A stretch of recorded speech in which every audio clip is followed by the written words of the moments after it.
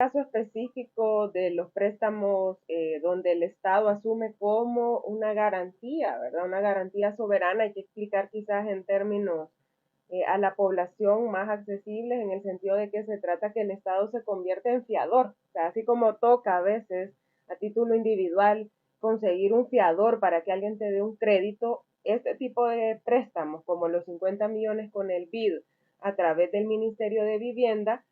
aunque el trámite directamente por las mismas facultades y todo se hace a través del Fondo Social para la Vivienda, el Estado es garante de ese crédito. Es decir, si en algún momento el fondo no puede cumplir con el compromiso, obviamente el gobierno tiene que entrar a pagar. Es endeudamiento público desde otra modalidad. Algo que hay que también señalar, y lo hemos dicho desde el inicio, que la medida irresponsable de este gobierno de buscar casi como única alternativa de financiamiento a proyectos el tema de los préstamos, de los créditos, ha llevado a que el endeudamiento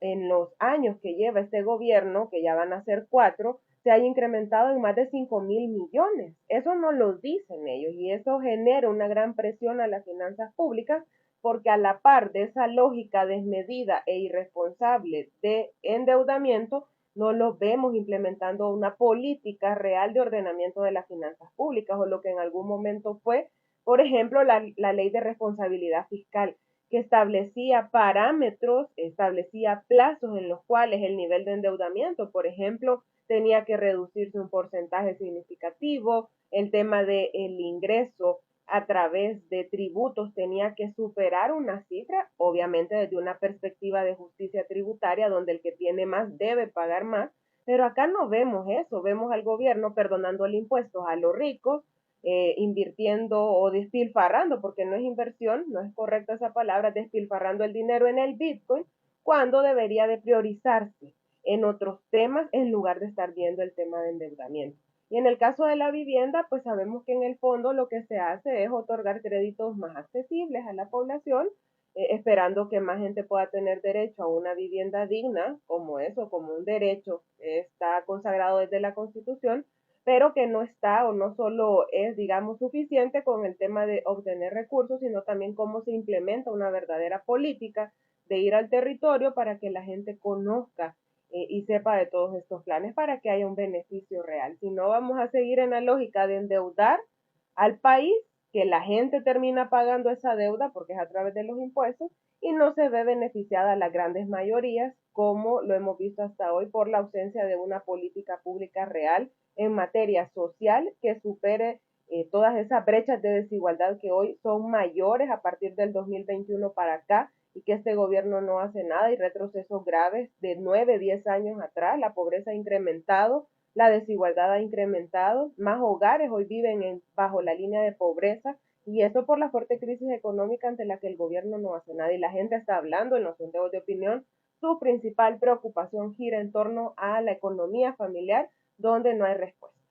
Bueno, toda la comunidad Santa Marta, otras organizaciones se han pronunciado y yo creo que eso habla por sí solo de la ilegalidad y de la injusta captura de estos líderes comunitarios que también en su momento han ejercido una fuerte labor de lucha en defensa de sus territorios en contra de la minería metálica. El caso de Cabañas es emblemático en esa lucha. Tienen mártires producto de esa lucha que dejaron obviamente a su paso víctimas y en esto fueron líderes también de estas comunidades y en el caso de los capturados no es la excepción, por lo tanto uno no puede descartar y además porque la causa legal, el requerimiento fiscal carece de fundamento según lo ha expresado la defensa el día de ayer en la audiencia inicial. Condenamos que se haya pasado a detención, ¿verdad? Provisional, aun cuando no hay causas legales justificables. La población habla, sus comunidades están hablando, creo que además de las comunidades que se han movilizado desde el primer momento de la captura, hay múltiples voces que condenan estas capturas y que por lo tanto creo que el mensaje ha sido claro, Santa Marta no está sola, se exige libertad para los presos porque no hay causa justificada. Además,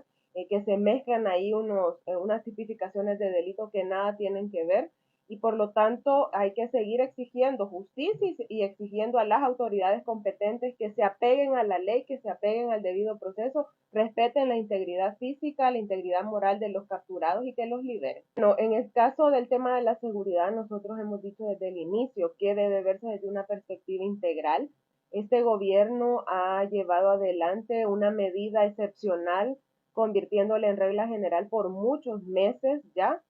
donde incluso él ahí, enfrente incluso de representaciones de la comunidad internacional, no le quedó más que admitir que hay abusos, que hay personas inocentes capturadas y eso no debería suceder. O sea, a estas alturas de la historia, en un país que ha transitado por mucho, donde digamos, ha sufrido para contar con instituciones un poco,